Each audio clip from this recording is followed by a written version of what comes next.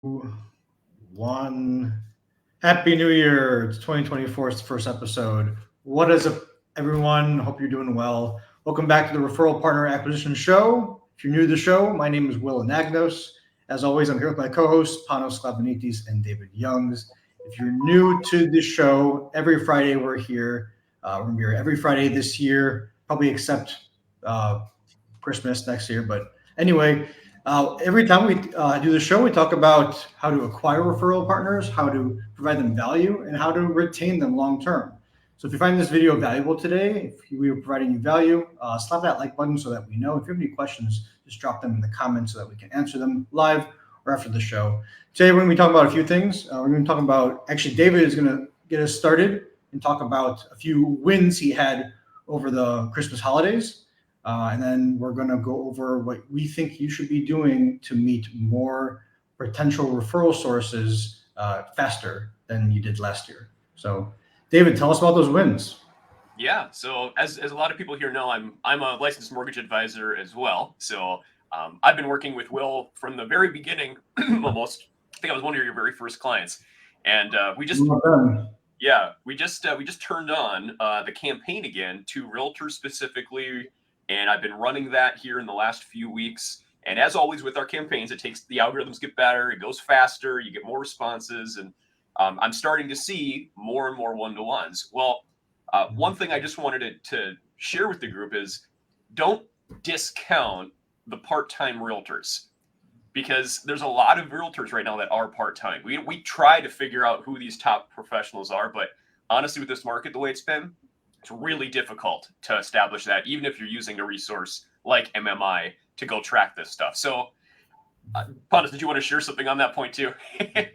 Well, actually, I was just want to reinforce your point that people should talk to everyone. You never really know who you're talking to. You should absolutely qualify them. You should absolutely have specific standards, but you shouldn't prejudge people based on production, and definitely not based on MMI, because a lot of people put deals under their broker's name. A lot of people put deals under other people's names, company names. So in general, talk to the agent. Sure, you can do your due diligence afterwards. No one is saying it's a bad thing to look them up, but don't prejudge them, because you never know what's going to happen, and you can continue with your story from that part-time agent.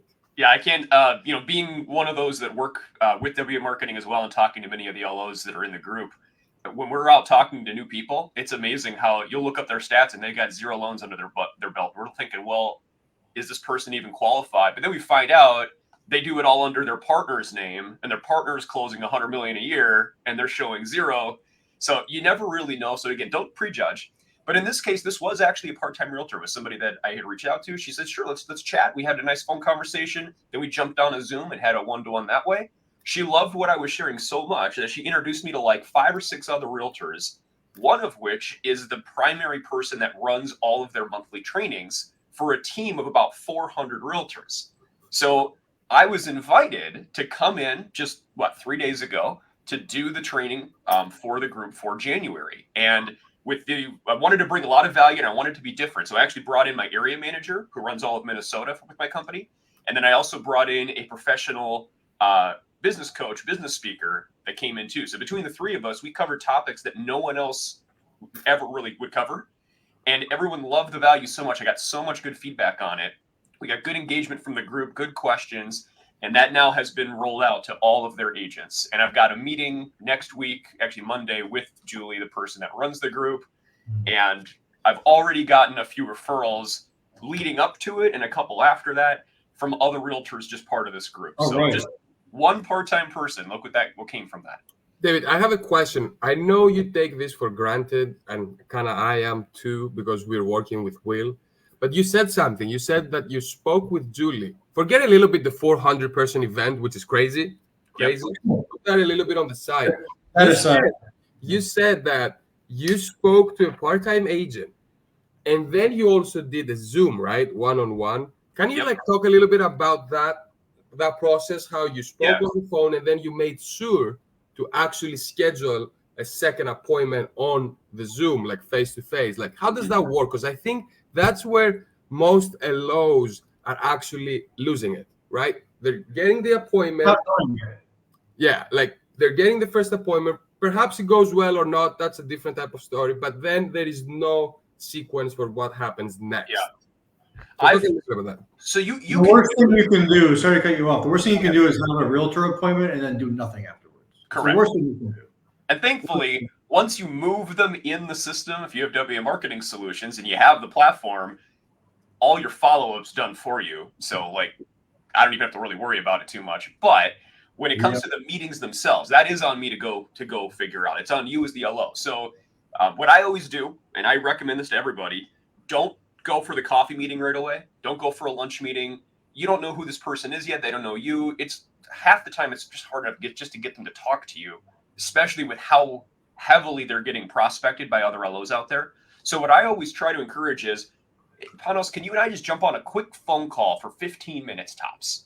I just want to ask you a couple questions about your business, learn about you, maybe see if there's a fit there for us to talk more. And that's it. Leave it very, very basic. Get the phone call, and then wow them on the call. Because I don't know, not to toot my own horn, but if I have a good call, there's like a 99% chance I'm getting a second meeting. Like it always happens. I just got to get to that first call. So once we get on the call and I talk with them, I tell them intentionally, I want to keep this short. Great, thanks so much for the time. I don't want to keep going, but here's what I want to do. Let's schedule a one-to-one, either Zoom or in person. Take 30 minutes, just go through some topics. In fact, if Zoom's easy for you, let's just do that. Does that work? And then that's what they'll do. And then once we go through Zoom, then I schedule meeting 3. And then I schedule meeting 4. And you got to keep consistently with that. And then over time, you don't overload them, but you plant another product or another strategy or whatever it might be that you can bring to them to create that value. And then over time, they become partners. So exactly. It's not rocket science. And the thing is, something that I want to say, because the way you're going to take advantage of that event, and we haven't even spoken about this, but I'm assuming because I know you a little bit, is the fact that you're probably going to get all these 400 agents, right? All those emails, all those phone numbers. You probably put them in our system, right? And start building a campaign, a quick 1-2 text. I would if I could get the list. They won't share the full list, but my area manager went in and took screenshots of all the names that were on Zoom at the time. So we got those. You got to hustle, people. You got to hustle. And then I am going to talk to Julie again to follow up on, okay, now what's the best path? You said you loved the content. You wanted to schedule meeting 2 with me now because you were so impressed with it. How can you help me get to these other professionals? How can I get more information to them and be more valuable? And she's going to be my key to get into this group further. So we'll see how things progress. I'll keep you posted. We should just call this strategy the part-timer strategy. This is a strategy. This isn't random acts leading to something lucky. This is a strategy at this point. Mm-hmm. Which, to that point, when you talk to a part-time person, I always ask them flat out, who do you know in your office that you think would benefit from the same information? From knowing that this product exists, from knowing about this strategy. And then right away, they'll be like, well, I don't think there really is anybody. But then as you start talking with them, they're like, actually, I think one of my friends, they had this weird deal the other day. It was a non-QM loan. I think that they're trying to do you do those? Yeah. And all of a sudden you're in. So ask them who they know. Get the referral from the realtor to the other realtor. Yeah, so guys, if you want us to make an SOP for the part-timer strategy, just drop that down below, part-timer strategy in the comments, and we'll be happy to build it for you. We can walk through it step by step next time. This is awesome, David. That's awesome. 400 realtors. And to add something about the part-timers, they're actually sometimes they're better phone calls. Not because much better phone calls. Because they're also more respectful, because they want to get more business as well. They're more eager to actually get to know you. So sometimes it's more powerful starting from the bottom of a brokerage, right? Meeting that person who's a part-timer, perhaps has another full-time job, which you don't know what type of job that is. Maybe they work maybe they're a nurse. Maybe they work in a law firm. Maybe they're a transaction coordinator for another real estate firm. Maybe they're in an environment who all the workers there are W-2, high-paying W-2 workers. So you never know what can come out of it. A lot of LOs. As long as you manage your time. have been watching way too many videos telling them that they should only prospect buyer-side transactions, the agents who have done at least 8 buy-side transactions. Yes, MMA, that's pretty much it. You should definitely do that too. Of course, you should prospect. But guess what? Every loan officer in the country, every loan officer in your area is prospecting the top 8 buyer-side transactions agents. Everyone. Because everyone is saying that.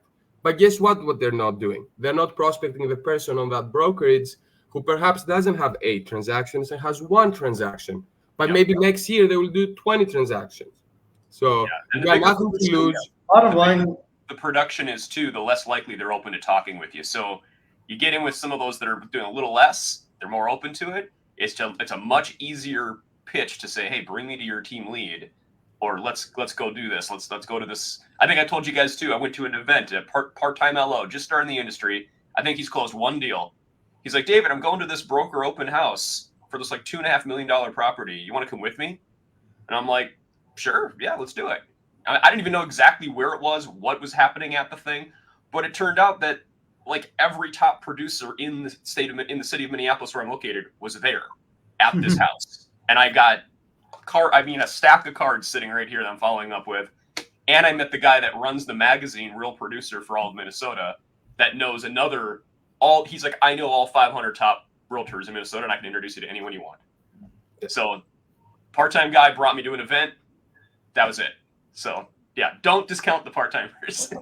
The thing is, and the funny thing is, because I've been talking to LOs every day for the past three years now, right? Like probably 700, 1,000 LOs. If you don't have the time, if you're way too busy, right? If you're doing 100 million, or if you're doing that type of numbers, I get it. Perhaps you should be doing only targeted prospecting. But if you're not there and you have time, you should take every call, every appointment. You never know what's going to come out of it. You cannot be an LO who's closing 0 loans a year, expecting to only talk to realtors who close at least 8 transactions a year. That's not even fair. Like, work your way up, talk to everyone, and you never know. That's all. I think we milked that point, but we can move on. Yeah. No matter what you guys do, like if it's working for you, continue. If it's not working, this bothers me a lot. What most people do, if it's not working, they don't have a way to see that it's not working, and they can't reevaluate and stop whatever is not moving the needle forward. Like a few addictive things that people do are they try to schedule content to go out. They try to make videos. They try to fix their website. When those things are not important really right now, what's more important is daily outreach. So if you're not prospecting daily, we say this every single episode. If you're not prospecting daily, forget all those other things. That has to be solidified first. And so just make sure that you're doing something that's working for you. Especially this part-timer strategy. If it's not gonna work for you, it's not gonna work for you. But it worked for David, and it's a great example. And if it's working for him, it's gonna work for others. So I'm glad we talked about it. We're about up with time. And so to that note, I hope you guys enjoyed today's episode. Thanks so much for joining us. As always, we're here every Friday at 12 noon Eastern, live with you. You can also watch all these replays on our YouTube channel, WA Marketing Solutions. And if you ever want to learn about partnering up with us, you can just visit our website, wamarketingsolutions.com. Other than that, thanks for tuning in to the Referral Partner Acquisition Show, and I'll see you guys next time. Guys, thanks for joining. Thank you.